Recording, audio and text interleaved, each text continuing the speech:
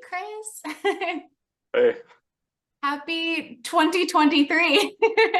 yeah, right. How have you been? Good. How about you? Awesome. Good. Thank you so much for being able to push this. Oh, no problem. Yeah, I was like, oh no, I can't speak. Yeah, Awesome. I'm not sure if you know, but I got to interview Howard at the local con here earlier this year. Oh, how cool. That's awesome. Yeah. Yeah. We're actually not together anymore, but I'm so glad that you got to meet him. Oh, okay. Yeah, Ho- no worries. Hopefully you'll be able to come up to Minneapolis for a con at some point. That would be awesome. Like, fingers crossed, man. It's like being a vampire. It's just wherever they'll invite me. So I Mhm. know, obviously, outside of Genshin, that in the past year you've just been getting a ton of new roles and all kinds of things. Oh, thank you. I'm trying. I'm trying to hide everywhere. It's always my goal. So, at least it was the case when I talked to Paul and Damon, but had you auditioned for a lot of other characters before in Genshin? Oh yeah, yeah. The first Genshin character I auditioned for was Eula. That's how long I've been auditioning for Genshin. I got the audition, as I'm sure you know from talking to other people. Usually they're under code names, and at least for the sets that I've been getting, there were no pictures too, so we didn't know what the characters look like when we're reading for them. So it's literally just like reading. They do provide beautifully like in-depth profiles and like kind of like what they're looking for. So it's like reading that and then just doing your own thing in your heart of hearts. You're like, this is my version of this character, and if it sticks, great. If not, then so it goes. But yeah, my audition for Furina, like first of all, I was so excited when I booked it. She was under a different code name, but I was like, oh my gosh, I'm so excited. And I have never played Genshin before, so I didn't like I've seen like some of my friends play it, so I didn't know what necessarily like an Archon was. I'm just like, cool, that's a thing, all right. So it was really, really neat. Um, but yeah, so for my audition for Farina, we actually didn't change anything vocally when I went in to record. So they're just like, this is what we imagine, like we love it. And I will say, like, I was so excited because like I made the decision to improv a laugh at the top of the first line, which wasn't in the audition sides. And when I signed in, when like I was at my first session, and when MiHoYo signed in, they're just like, "Oh my gosh, we loved your laugh so much." And I was like, "I'm so happy." So, was there any basis off the other languages or no? Yeah, I did get I think with the audition there was a vocal reference for I believe it was the Chinese version. So you could kind of hear what pitch the character was. So I just kind of took that and like did my own version of that. But yeah, so I'd say like that was kind of like the base point. And then as for the rest of it, whenever we're doing like the videos, like usually the Chinese is already recorded, so we can hear that when we're doing it. Kind of like with like general dubbing, it like you're just like like there's the source language, so having that to reference is cool. What were your thoughts on seeing her design for the first time? I was like, girl is gorgeous. I love her outfit so much. I love all the colors, and it's so funny because like she's got like those kind of like water droplet like motifs like on her outfit. And I wear this choker all the time, and I actually like wore this like while doing my auditions without even knowing, and I was like, oh my gosh, I feel like it was kind of like meant to be in that regard. So Yeah. that was really cool. And water has always been my favorite element, so I was like, oh, this is so special. Do you like her without the hat or with the hat more? Oh, I mean, I'm a fan of the little top hat, but I just like little top hats in general. But like, she could take it off if she wants. Like, that's okay. And um, obviously Fontaine is a different region than any other Genshin region that's been out so far. what are your thoughts on her interactions with other characters? Yeah, I would say that anytime Furina is talking to anybody, it's a lot of fun. Like there's a lot going on. But yeah, like I don't know too much about the other regions, but the people love their drama here in Fontaine. So I'm a fan of that. Well, now that you know the importance of Archons, do you have much thought about how she compares to the other ones? Because she's pretty, I don't know, she's not as serious as everybody else is. Yeah, like I first of all, I feel so incredibly lucky to not even like not only like be in this project, but to also be voicing like Farina, like and being like the Hydro Archon, because like that's amazing to me. That first of all, I was like, there's only so many of them, you know? There's only so many. So that's really, really special. And then I love her personality. I love how she approaches things. And I would say, like, hands down, she's probably my favorite character I've gotten to voice to date. And that's like saying a lot because I love all of my characters I've gotten to voice. And maybe it's because right now it's still very current, but like I feel like she's just been so wonderful in a lot of ways. Is it easy for you to personally relate to her in anything? Yeah, I mean, like, I feel like in general, as an actor, we're always like finding ways we connect with the characters, and it's kind of like taking like a statue and chipping away like what like isn't like necessarily there and focusing on like what is and like amplifying things that way. So I there's a lot. Yeah, I try to find ways to relate to characters, like any character that I voice. So there is like a lot of overlap, and she, you know, she cares very deeply about what she's working on and stuff, as we saw in the last patch. So I care very deeply too about everything I'm involved in. Just want things to go okay. I So one thing, appreciate you, Chris.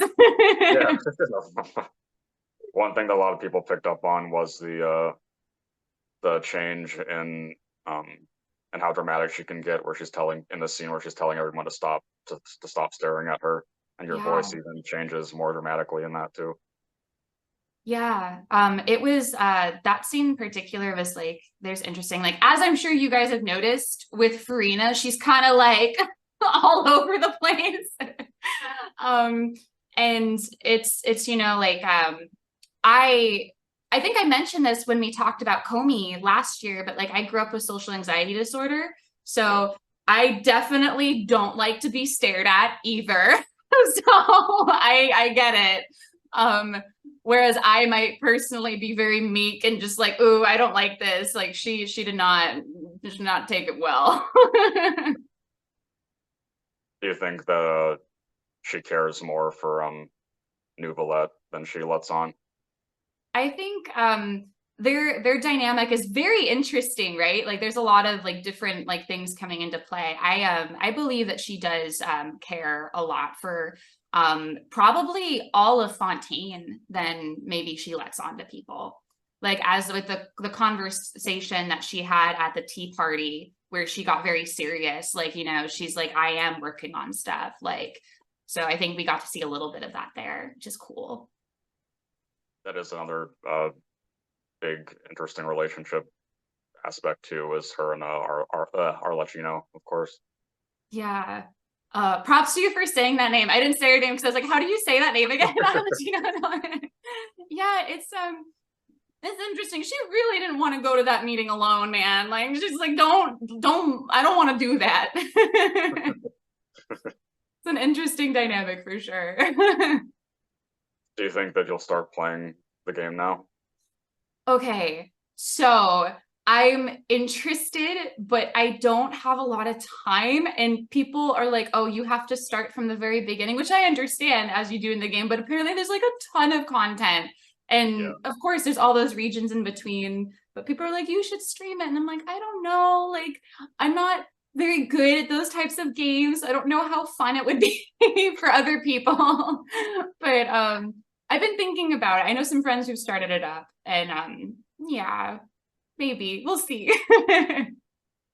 What about bringing back doing cosplay for her?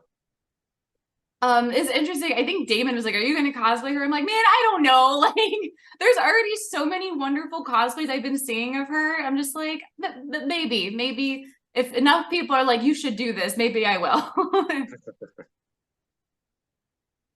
So one of the highest rated questions from both the subreddit and server were how much of your own headcanon did you use for like interpreting her personality? I would say that the team has put a lot of care into pretty much like any of the recording I've experienced, but like just like in general with the characters. So even going in, like I was very, very well informed. I think the audition was very well informed for me. So there was a lot for me to kind of work with there. And then you know, even like with anything like with dubbing and stuff, like we hear like the source language for some stuff, like and then my goal is to just stay true to my version of the character. And there's so many different ways, like, and it's so cool getting to see how everybody did it differently across the different languages. And I think all of them work, which is really, really fantastic. But you know, for me, that is my version of Furina based off of the information I've been given and based off of a lot of care that MiHoYo has put in and that the directors put in, and that we just have a wonderful team. So it's been like really great and a lot of fun. Was the laugh the only case where you've gotten to improv something with her so far? Oh, I would say like a lot of weird sounds I've gotten to do. I've just been like, I'm just gonna play with this. So like I've been lucky enough to be given like kind of like a lot of like free reign in terms of like I've inserted like a lot of laughs or like sounds or like certain draws that aren't necessarily like in the script, which I was really jazzed about because usually when we're recording we start with two takes of the line. So then I'm just like, okay, here's like kind of like the standard of like what's there. Then here's like what I want to play with it. And thankfully they've taken a lot of my playing ones, which is great because I think it's so much fun. And man, there's just like getting to make like the really weird sound when she's talking to Nervalette. I'm so happy they kept that. Like it came out and I was like, they're not gonna keep this one. This one's like way too weird, right? And then they kept it. I was like, yes, I'm so happy. And people seem to really like it. So that's awesome. Was there anything with her that you like major things that you can't relate to? I would say like, I mean, contrary to what might like I guess be viewed of me, I'm very introverted. So I don't necessarily like I don't envy her being in the position that she's in.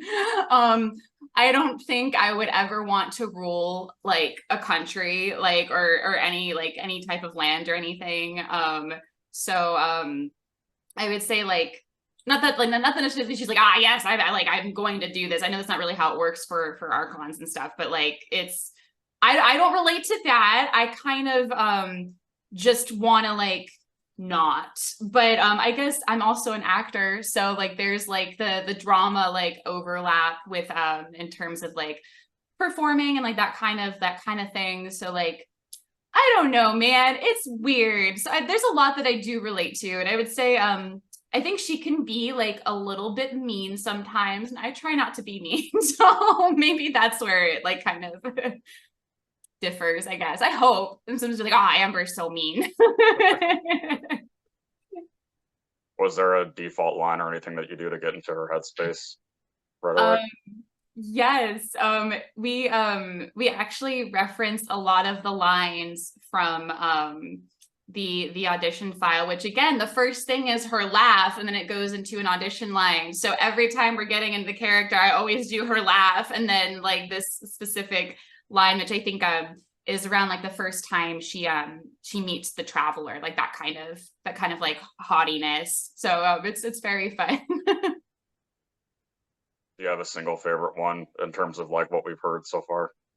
Well, again, I love to laugh, but I'm such a fan of the Toodaloo. Like I was so jazzed that we get to do like Toodaloo. Like it's so fun. I know that you said that you don't play the game, but some other people, I don't know if you could answer this, but some other people were wondering, like if she interacted with characters from other regions who you would like to see her interact with, but maybe you don't even I don't even know. If there's otters in other regions, I'd like to see her interact with otters because otters are really cute. But obviously, she's like, I'm sure she's ran into an otter in Fontaine because they're everywhere. But maybe if there's like otters in other locations, like she can have like an otter army. I don't know. That'd be that'd be my hope. Do you think there's other in terms of like other major characters that you play, do you think that she compares very easily with anybody else that like sticks out? Oh man, I would say like she she's very like unique in that like I don't get to do I shouldn't say I don't get to do it very often, but like because I have gotten to play like those kinds of like heightened characters. I would say I made this joke, like this is just broadly, like just broadly about like a lot of the characters I tend to voice have very dramatic swings in emotion.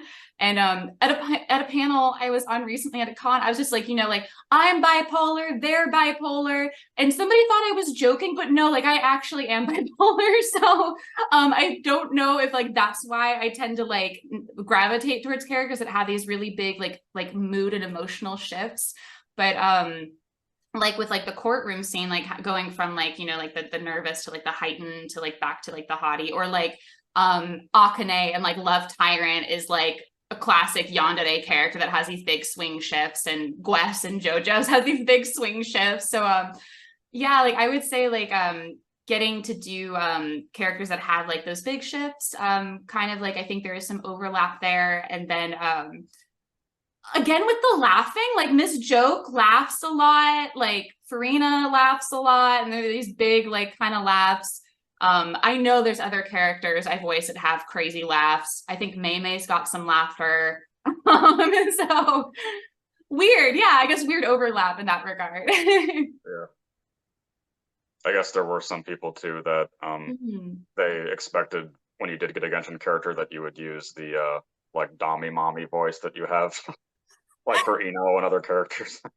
Yeah, no, like I do have a large collection of Dommy mommies. I got the Dommy mommies and I got the sweet beans.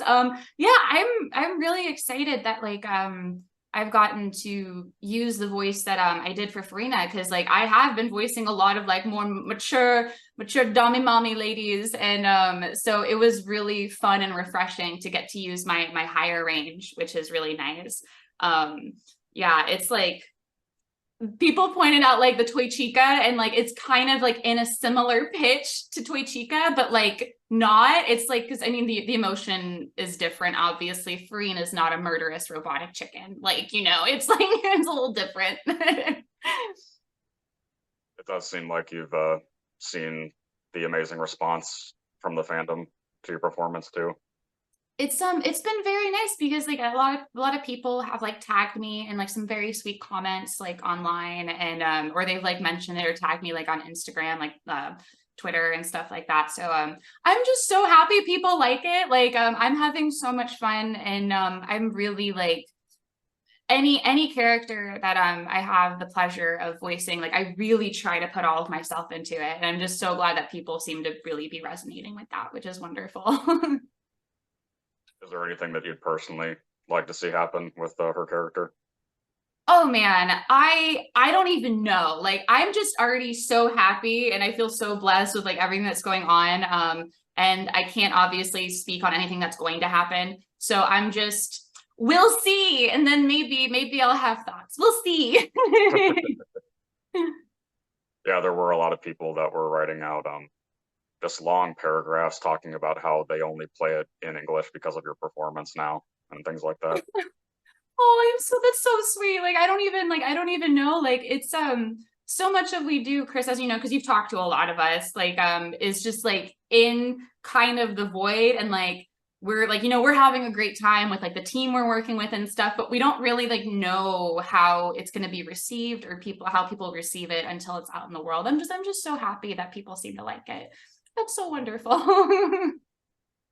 you looked at the at her subreddit? I don't think so. I'm really bad at like certain internet stuff. So like I think I'm not too savvy with Reddit. I don't know how to really find anything. I think some of the Reddit things I follow are just like people like retweeting like screenshots on Twitter like of like Reddit threads. I'm like, I don't know how any of this works. Like how'd you find the two artists that you used for the prints you've done so far? Oh yeah. So I well first of all, I love artwork in general. I collect macabre art just for funsies for me. And so I already follow a lot of artists on Twitter and Instagram. That's usually mainly why I'm there. Is like I'm just checking out the sweet artwork all the time. But for my first Furina print, the one that was done by Leary, I don't know if I'm saying that right because I've only ever seen it typed out. She had just done that piece, and I had loved that piece so much. I asked her if I could like purchase the rights to it, and she was super on board. And I love her artwork so much. So that was really cool, and I love that print. And then my other artist, oh my gosh, how do I say this name? Hang on a second. I don't want to mess it up, so I'm gonna look it up right now. It's Reta. Would that be like Rita or Retta? I don't know. Like it's one of one.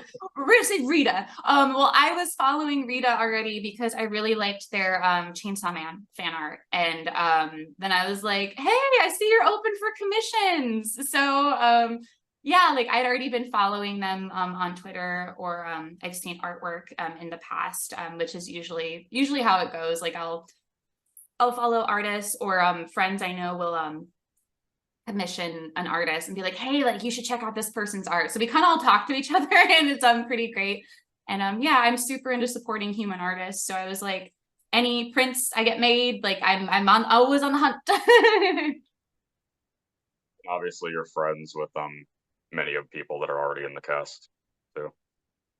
Yeah, it's so cool. Like as you know, like the first character I auditioned for was Eula, which is Susie, which is one of my best friends, and she did an amazing job as that character. So she was really excited when like I got to be in the game finally, and we were just like, I'm so excited, just like I'm so excited too. So it was really sweet. And then getting to be in the same like Fontaine batch as a lot of my friends, like you know, like Damon, and then a lot of wonderful people that I've gotten to work with, like Anaris and like Ray Chase and stuff, and Paul. Like, so it's like really cool, like to be like, oh my gosh, we get to be in a batch together. It was really sweet.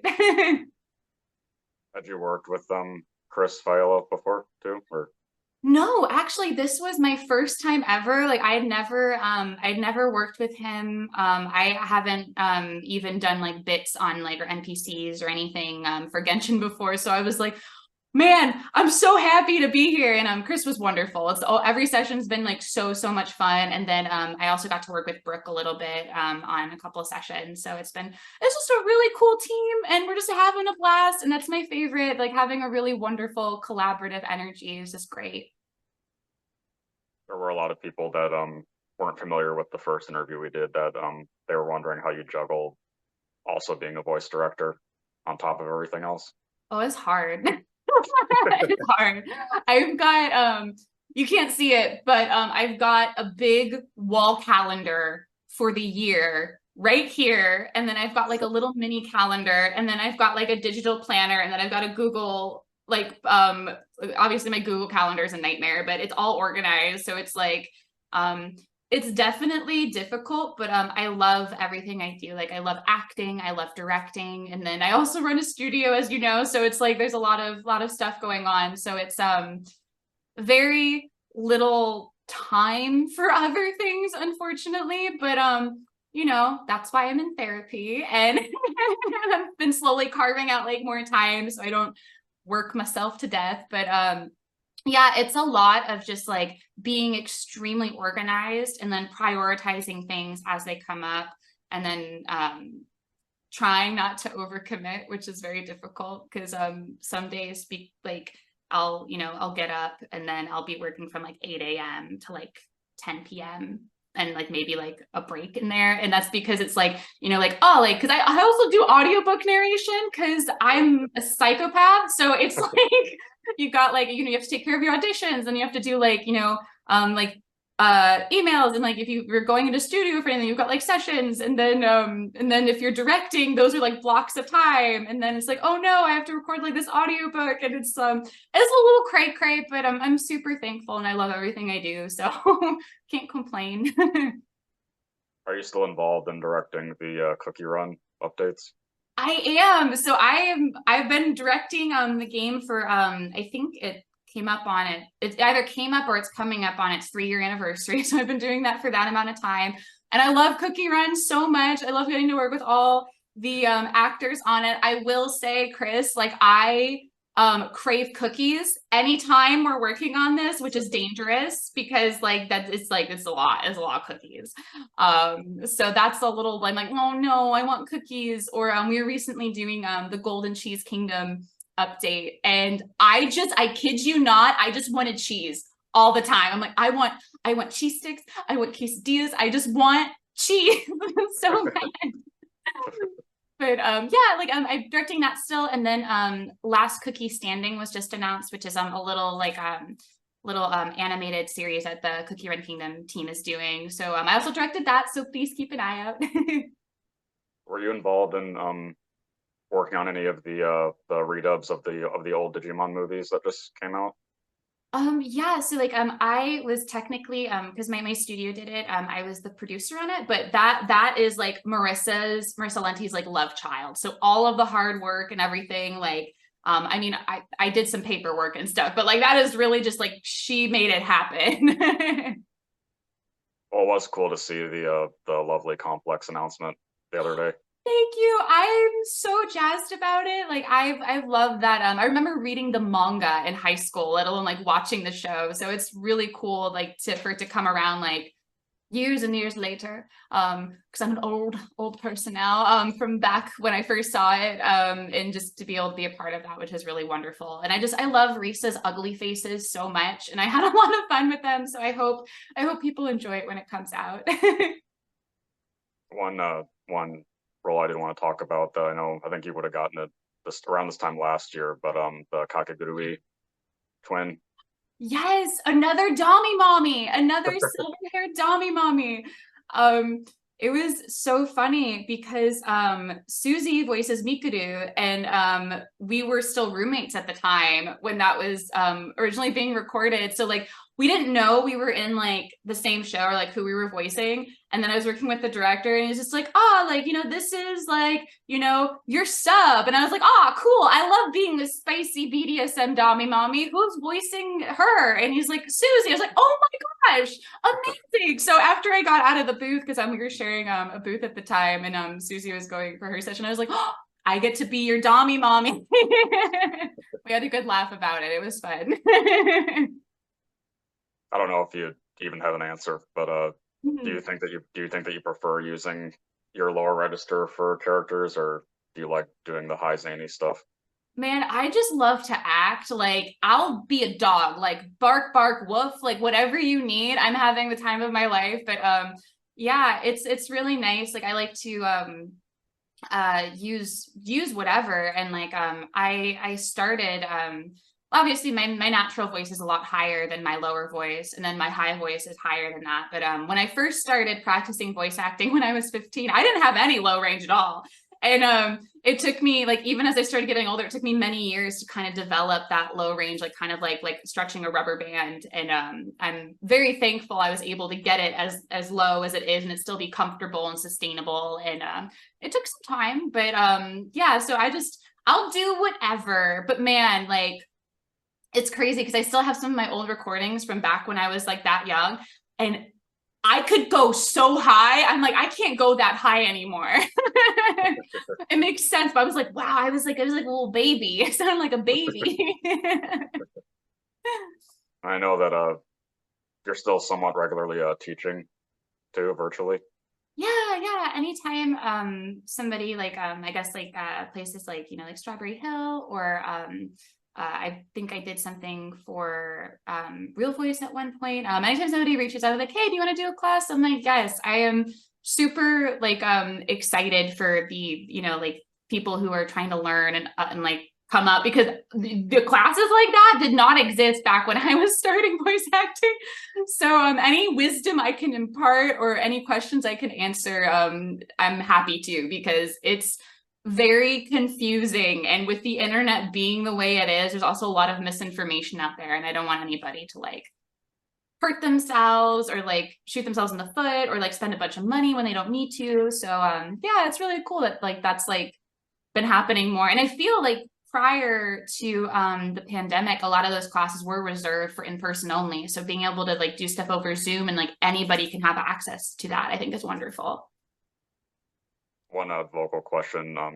Do you, if anyone's ever asked you, do you have your own process for how you do boy voices?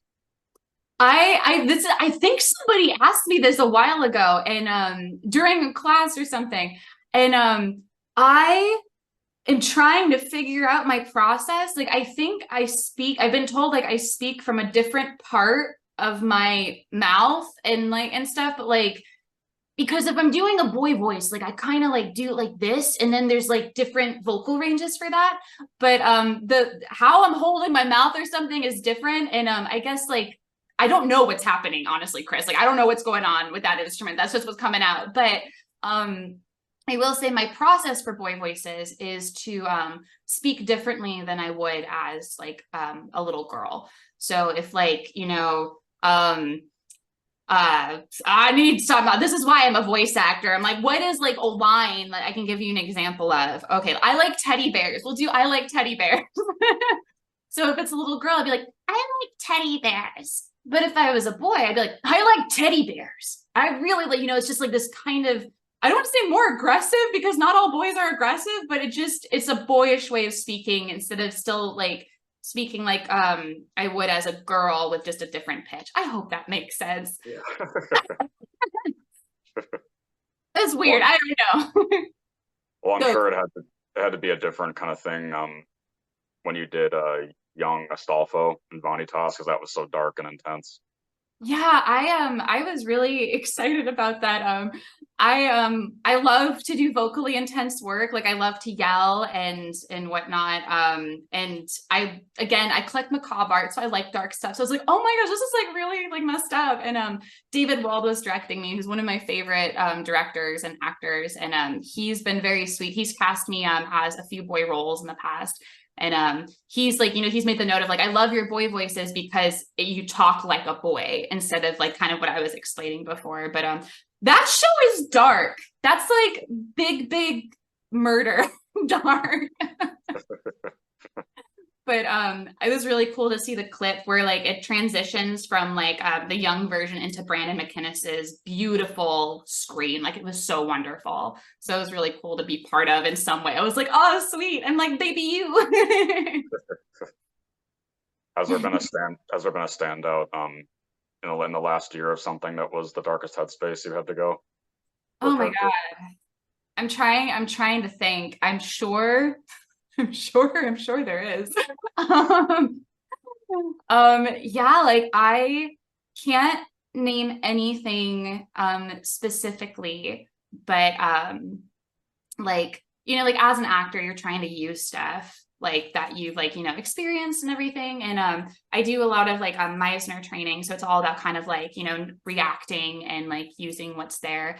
But I'm very sensitive, so it's very easy for me to kind of get carried away into the character's story. So if I have to like prep myself with like any like connections to real life experiences, that kind of like primes me to be carried away further.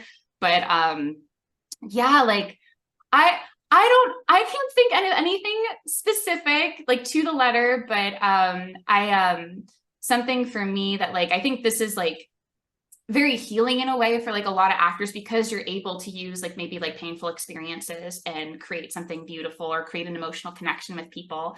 So for me personally, like I do have PTSD from some stuff that I've been through in my life and my childhood. And I know for me, it's I've had flare-ups of stuff or like been triggered for stuff prior to sessions. And, you know, obviously like you can't like cancel a session. So I'm just like, it's okay. I'm going to use it. Like I'm ready to go. And then I've been able to like really beautifully like channel some stuff. And I say beautifully because using like hurt and like those kind of emotions and putting it into something, I think that's wonderful. I think that's kind of like magic in a way. So do you think that you have a preference for dramatic over comedy stuff, or? Oh, I would say they're so like kind of like parallel to each other, or like they're like, you know, two sides of the same coin, because one of my coping mechanisms throughout my entire life has been humor. Like I love to laugh and I love to make people laugh. That's one of my favorite things. And I don't take things too seriously that have happened. So, but I also do love the chance to be able to like be more like, you know, grounded or dramatic and be able to like use some raw emotions in that way. But I love them both. And I think like for instance, like some of my favorite comedic actors, like, you know, like Robin Williams and Jim Carrey were also phenomenal in doing dramatic materials. I think that they're like a perfect example of how like they're kind of like together, if that makes sense. And I know, I guess it technically is a darker role, but it was cool that you got to be one of the upper moons in Demon Slayer. Thank you. Yeah, I haven't gotten to do too much with her yet, but I read her wiki before I went in for the session. I was like, oh, this is a little spicy dark. This is a little spicy dark. So I hope I get to do some more stuff later on with it. So one thing that I've done with every Genshin review is that if the person's up for it, I have them say a line as one of the other, as it's one of the other Archon's lines as their own character. Okay, cool. Yeah, So let's do it. Okay, I'll put it in the chat. Okay, awesome. Is this pronounced osmanthus wine? Yeah. Okay. Yep. Okay. Osmanthus wine tastes as good as I remember, but where are those who share the memories? Was that? Oh, yay! Yeah, that was good. Thank you. Awesome, thank you. I was like, that's how I would say it, but I don't, without context. It's Keith Silverstein's character in Genshin.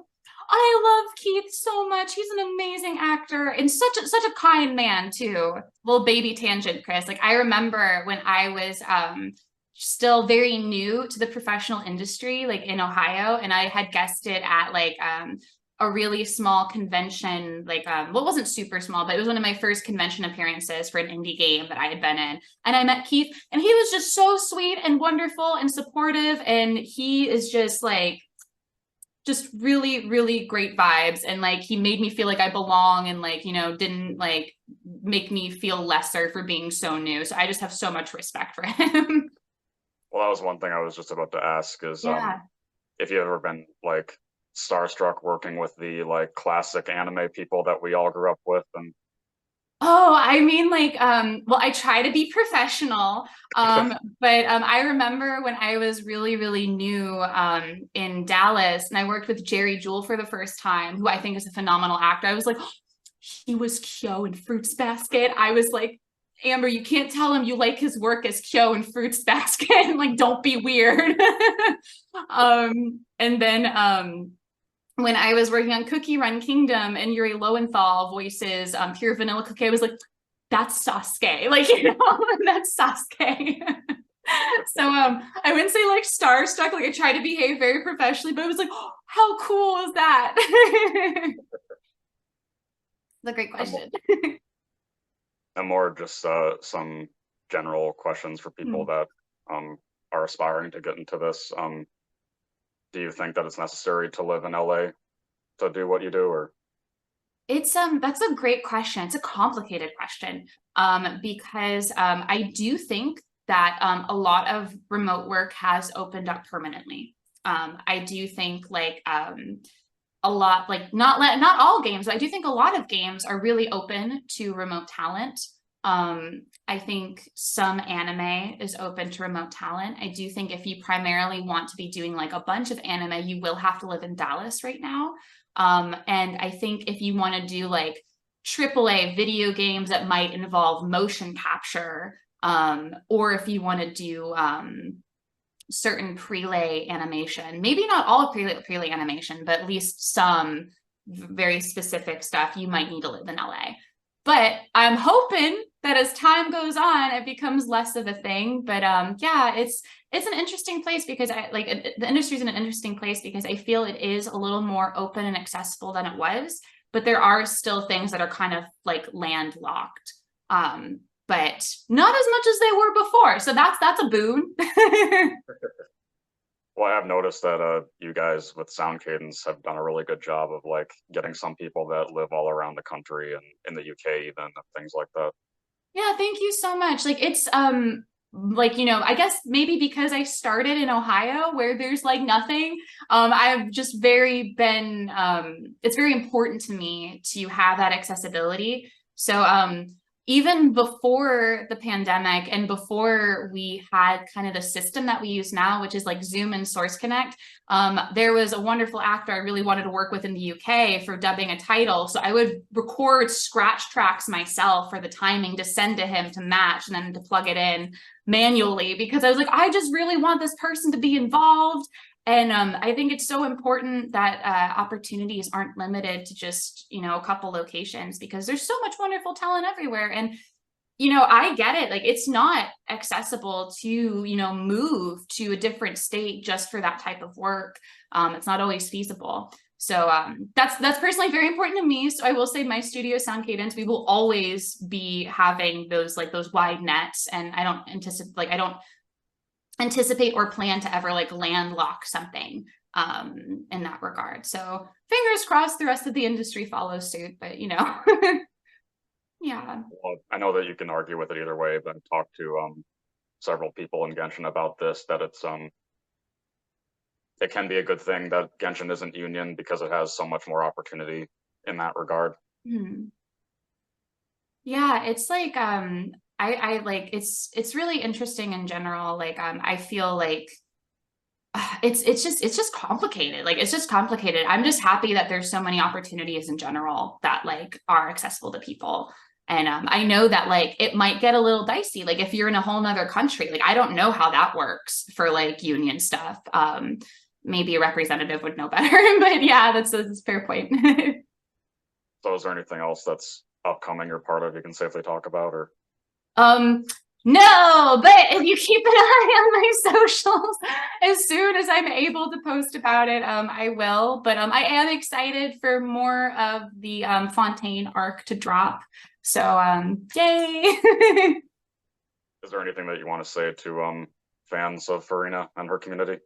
Oh, well, first of all, thank you guys for being so sweet and wonderful and welcoming. I hope you enjoy her journey.